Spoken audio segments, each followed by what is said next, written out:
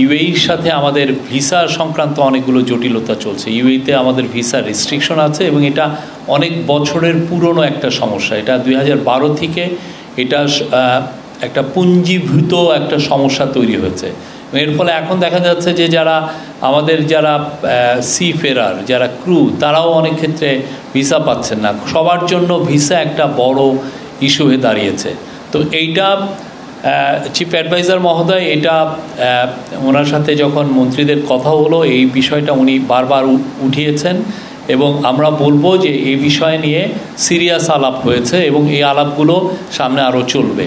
তো এই আলাপের পরিপ্রেক্ষিতে আমরা ওদের সাথে অনেকগুলো আলাপই করছি। ওদের সাথে আমাদের একটা ফ্রেশ একটা স্টার্ট করার আমরা চেষ্টা করছি এবং হচ্ছে, এবং কম্প্রিহেন্সিভ ওদের সাথে আমাদের একটা ডায়ালগ হচ্ছে। আমরা চাচ্ছি যে ওদের সাথে আমাদের যে সম্পর্ক এটা যাতে আরও আপগ্রেডেড হয়। এর ফলে কয়েকটা বিষয় হবে, সেটা হচ্ছে আমরা ইউএই থেকে ইনভেস্টমেন্ট আমরা বাংলাদেশে আনতে পারবো। আর দ্বিতীয় হচ্ছে যে আমাদের ইউএইতে আমাদের এখনও যে ভিসা রেস্ট্রিকশন সেটা খুব দ্রুত হয়তো আমরা চাবো যে এটা দ্রুত এটা চলে যাক।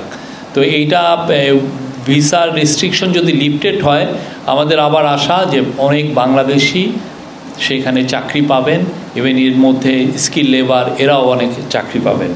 এটার জন্য প্রফেসর ইউনূস অলরেডি তার যে স্পেশাল অ্যাম্বাসাডার আছেন, এনভয় আছেন লুৎফে সিদ্দিকে, এই বিষয়ে উনি অ্যাসাইন করেছেন এবং লুৎফে সিদ্দিকি ওইখানে 4-5 জন মিনিস্টারের সাথে কম্প্রিহেন্সিভ কথা বলেছেন।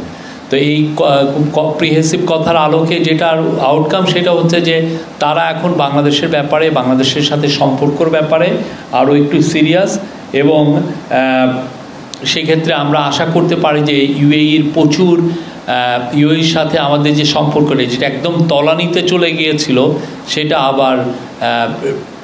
আবার সেই আরও একটু বেটার জায়গায় যাবে, যেখানে আমরা তাদের সাথে একটা আমাদের ট্রেড রিলেটেড কোঅপারেশন বা ইনভেস্টমেন্ট এবং সেক্ষেত্রে এবং আমাদের জনসম্পদ রপ্তানির ক্ষেত্রে নতুন দুয়ার উন্মোচিত হবে।